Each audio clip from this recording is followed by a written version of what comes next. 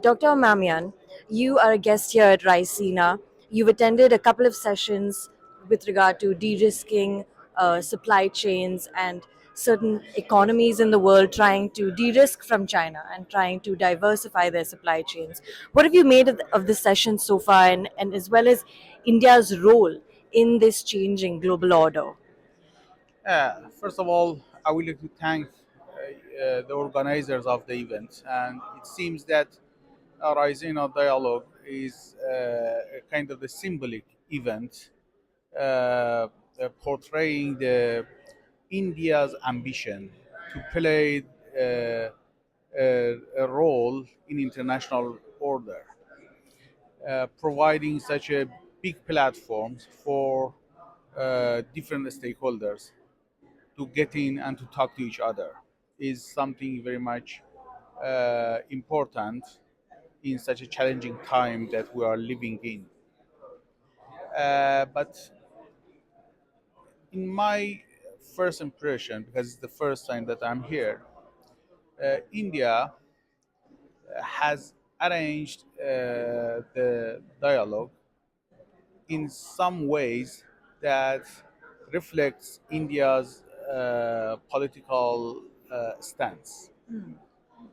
Uh, for example, India has been keen to have a Russian delegation always important player in different dialogues. Even in the first months of the Russian-Ukrainian crisis, that there was a kind of the international isolation of Russia everywhere, but India was keen to show that India is going to still to keep a relationship with China with Russia alive. Uh, but with regards to the China, it's something to some extent also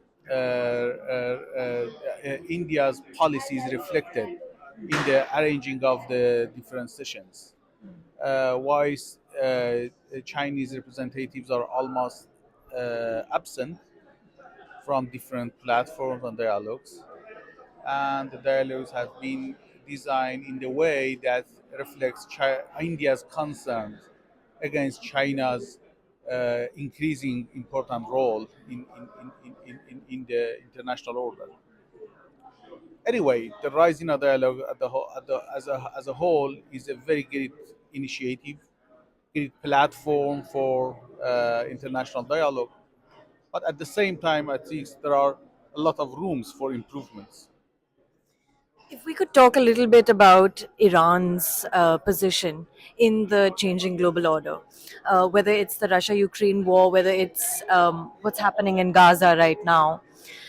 India has not imported oil from Iran since 2019 due to pressure from the Trump administration, but it has still maintained robust ties with Tehran. Very recently, our foreign secretary visited Tehran. There were talks on the Chabahar port.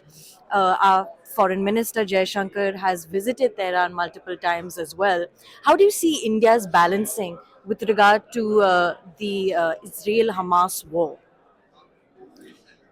I think it's two different issues that you raised during your question.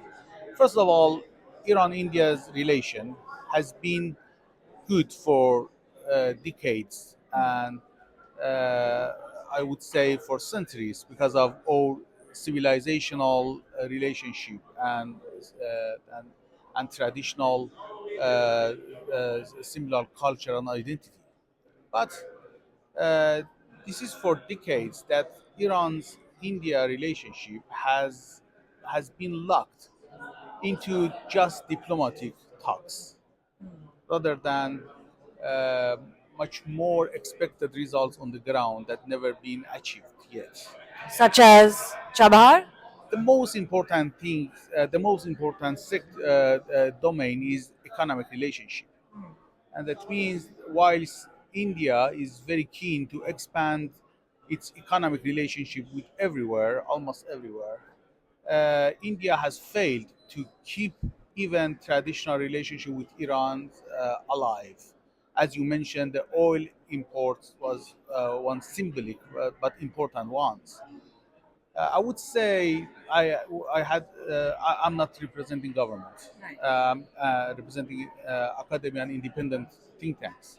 So I'm not repeating the official position of the politicians in Tehran, but something that is very much important, and I've been hearing this kind of the criticism for a long time from academics and policy thinkers in Tehran, is that it seems that India has been very much committed to over-comply with unilateral coercive measures that has imposed on Iran by the US. Over-compliance is the frame that I've heard several times to describe the way that India is tackling with what's called sanctions. We call it UCM. And we think that there are a lot of rooms for a big country like India to be to play much more proactive role to keep its economic relationship with Iran alive and growing. Chabahar is a very symbolic example. Once Chabahar has been exempted officially from the sanctions, but still there are a lot of uh, controversies going on around the few years Chabahar's projects has been blocked and never been actively engaged by the Indian counterparts. But just we are not going to decrease to just downgrade economic relationship between such big civilizations and big countries together only to the Chabahar project. But Chabahar project is a symbolic one, and I would say, and I have said this kind of the I have conveyed such a message from intellectual part of the society that uh, if Indian politicians think that they have good relationship with the politicians in Tehran, but uh, intellectual part of the Iranian society has a lot of questions about the Indians' approach towards Iran that I think we need to uh, provide such a platform for much more societal dialogue between two societies using academic platforms, think tank dialogues, or something like that, and not being blocked behind the diplomatic doors. It's not enough.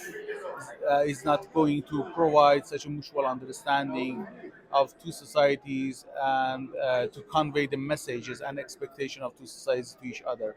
We need to find some other platform to deepen up the dialogue and to provide, as I said, a mutual understanding of two societies from each other. You're talking about people to people ties and education and academia in specific. Yeah, and the role that we are playing now, being here not as a representative of the government, being here as an independent think tank, is something that we need to proliferate, to repeat, and it is something that is very much needed. But you asked the second question about the India's role in India's position on the position. Gaza wars. Yeah. It's something very very important. But I would say that the first question still needs a lot of discussion Yeah. about India-Iran relationship. Uh, but with regards to the Gaza crisis, I think uh, India's policy has been criticized from different aspects. First of all, Right. yeah. First of all, because India has never played an active role in mediating or resolving such a big crisis. For an ambitious, growing international player, not being active in such an important historical crisis is something I think very much contestable. But some might argue that India has, given Palestine a lot of aid. It's, whether it was also in the Russia-Ukraine war, it helped negotiate the Black Sea grain deal. So one might argue, for India, these might be far-off corners, but it still tried to do as much as it can with regard to resolving these conflicts or encouraging dialogue and diplomacy. Yeah, actually, I'm not expert of the field, first of all, but from a public point of view, if you just refer to the pools, public opinion pools, international and regional pools that have been published recently, you can find the India's position justifiable by the public, because most of the people, at least in the West Asia, they are expecting much more proactive role from India, particularly with regards to India's good relationship with the ruling party in Israeli regime. It's something that has been criticized a lot, whilst India has been outspoken and very clear in condemning the October 7th operation. India has been always silent about contextualizing that operation that has been come out from 70 years of occupation and ethnic cleansing. But it's talked about a two-state solution quite vehemently. Yeah, but you know that two-state solutions has been clearly and transparently denied by the current government of Israel. Israeli regime, but never been criticized by the India. And something that is very much more important than two-state solution or one-state solution is that the ethnic cleansing operation that is happening now on the ground, and even India never tried for a ceasefire. Is something that very much expected from the international community, that everyone is witnessing how countries are positioning themselves in such a crisis, humanitarian crisis, providing aids while Gaza is under sanction, as is surrounded by the Israelis, doesn't mean anything. First of all, we need to have a kind of the international willing and convergence on the necessity of the ceasefire. Secondly, we need to be outspoken and clear about our solutions, not being silent and not being shaking hand in front of the cameras with someone that is denying any rights for a large proportion of the native people of the country to live. It's something that is very much expected from India, because of India is very rich culture and civilization, and has been very important and is going to be much more important. And at least the intellectual part of the society in Tehran, in Iran, has a lot of questions, and I would say that we need some platforms just to talk to each other. Maybe there are a lot of rationales from the Indian part that we never heard yet, and we need to discuss about to each other. Something that also, last but not least, from my side, to answer your this question, is that even this platform, this dialogue, has something that has been absent, totally absent from this platform, the Gaza crisis. Was the Gaza Yes, crisis? Gaza crisis never been mentioned any time anywhere since yesterday that I have been actively participating in different sessions. Only one, with one Israeli guy participated, and they condemning the October 7th only, nothing else. Whilst I have been in several other international forums and platforms in last few months, and every platform have been dominated by the Gaza as the main crisis that the current world are facing with.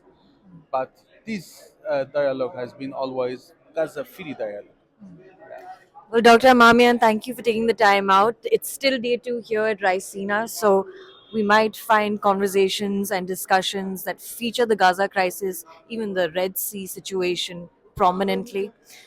Thank you for joining the print. We'll be monitoring this very important Raisina dialogue, as I'm sure you will be as well. Thank you for you and organizing as a dialogue. As I said, it's a very good initiative from the India, and it's something very much needed for an increasing important player of the region and the world. Thank you very much.